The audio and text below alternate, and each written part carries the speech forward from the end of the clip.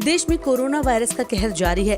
कोविड-19 के 52,509 नए मामले सामने आने के बाद बुधवार को संक्रमितों की संख्या 19 लाख के पार पहुंच गई। देश में 2 दिन में मामले 18 लाख से 19 लाख के पार पहुंच गए। लेकिन राहत की बात यह है कि देश में अब तक 12,82,215 लोग इस बीमारी से ठीक हो चुके हैं, जिसके बाद देश में रिकवरी रेट भी बढ़ गया है। देश में अब रिकवरी रेट बढ़कर 67.19% हो गया है। वहीं दूसरी ओर मृत्यु दर में गिरावट दर्ज की गई है। मृत्यु दर 2.09% हो गई है। स्वास्थ्य मंत्रालय द्वारा जारी किए गए ताज़ा आंकड़ों के मुताबिक पिछले 24 घंटे में 8,057 लोगों की जान जाने के बाद अब मृतकों की संख्या बढ़कर 39,795 हो गई है। देश में फिलहाल 5,86,244 एक्टिव केसेस हैं, जो कुल मामलों का 30.72% है। देश में लगातार 7वें दिन कोविड-19 के 50,000 से ज्यादा मामले सामने आए हैं। वहीं भारतीय आयुर्विज्ञान अनुसंधान परिषद यानी ICMR के अनुसार देश में 4 अगस्त तक कुल 2,84,84,402 नमूनों की जांच हो चुकी थी, जिनमें से 6,19,652 नमूनों की जांच मंगलवार को हुई। मंगलवार को स्वास्थ्य मंत्रालय की प्रेस ब्रीफिंग में ICMR ने कहा कि क्योंकि ICMR द्वारा अत्यधिक सैंपल की जांच हो रही है, इसलिए मामलों में वृद्धि देखने को मिल रही है। साथ ही 6,19,652 सैंपल्स का 25 से 30% रैपिड एंटीजन टेस्टिंग से परीक्षण हुआ था। इसके अलावा स्वास्थ्य मंत्रालय ने प्रेस ब्रीफिंग में कहा कि भारत में कोविड-19 के कारण 50% मौतें 60 साल या उससे अधिक आयु के बीच की हुई हैं और 37% मौतें 45 से 60 साल के बीच की आयु वर्ग में हुई। इसके अलावा 11% मौतें 26 से 44 साल के लोगों में हुई हैं और 1% मौतें 18 से 25 साल के बीच की उम्र में लोगों में देखने को मिली हैं।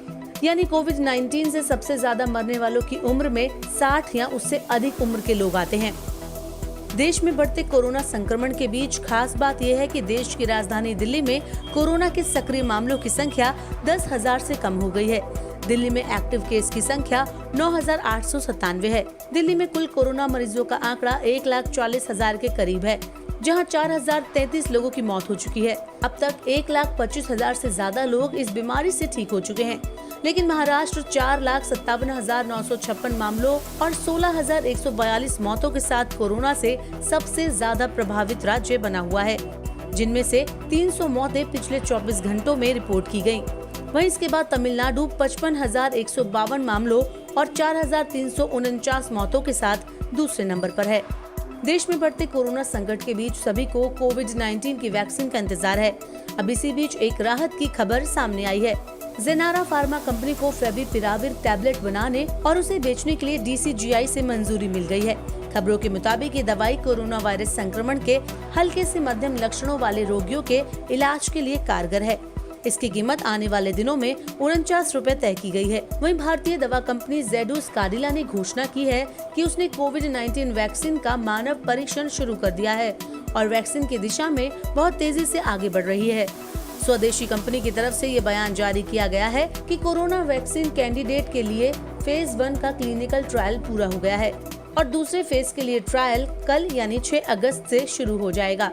इससे पहले सन फार्मास्यूटिकल इंडस्ट्रीज ने मंगलवार को कोरोना मरीजों के लिए फ्लूगार्ड टैबलेट लॉन्च की थी, जिसकी भारतीय बाजार में कीमत 35 रुपए के लगभग तय की गई थी।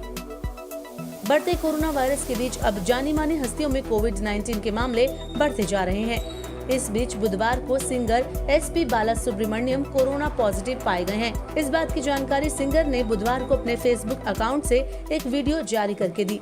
उन्होंने बताया कि उन्हें कुछ दिनों से बुखार था, सर्दी थी, जिसके बाद कोविड-19 का टेस्ट कराया गया। इसके बाद उनका रिजल्ट पॉजिटिव आया। सिंगर ने कहा कि उनके परिवार वाले चिंतित थे, इसलिए उन्होंने खुद को हॉस्पिटल में एडमिट करवाया है।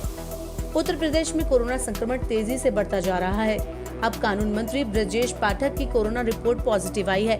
इसकी जानकारी उन्होंने अपने ट्विटर हैंडल से दी। साथ ही उन्होंने अपने संपर्क में आने वालों से अपनी जांच कराने का अनुरोध किया। वहीं केंद्रीय पेट्रोलियम मंत्री धर्मेंद्र प्रधान की कोरोना रिपोर्ट भी पॉजिटिव पाई गई है। उन्हें मेदांता अस्पताल में भर्ती कराया गया है। धर्मेंद्र प्रधान ने ट्वीट कर कहा कि कोविड-19 के लक्षण दिखने पर मैंने टेस्ट करवाया, जिसमें मेरी रिपोर्ट पॉजिटिव आई है। इसी बीच कर्नाटक विधानसभा में विपक्ष के नेता सिद्धारमैया की स्थिति में अब सुधार है। अस्पताल प्रशासन की तरफ से इस बारे में जानकारी दी गई है। इससे पहले उनका कोरोना टेस्ट पॉजिटिव आया था, जिसके बाद उन्हें अस्पताल में भर्ती करा दिया गया था। इसके अलावा मध्य प्रदेश के मुख्यमंत्री शिवराज सिंह चौहान बुधवार को कोरोना संक्रमण से पूरी तरह से ठीक हो चुके हैं। कोविड-19 से उबरने के बाद उन्हें भोपाल के चिरायू अस्पताल से छुट्टी दे दी गई है। डॉक्टरों ने उन्हें घर पर खुद को अलग रखने और 7 दिनों के लिए होम क्वारंटाइन रहने की सलाह दी है।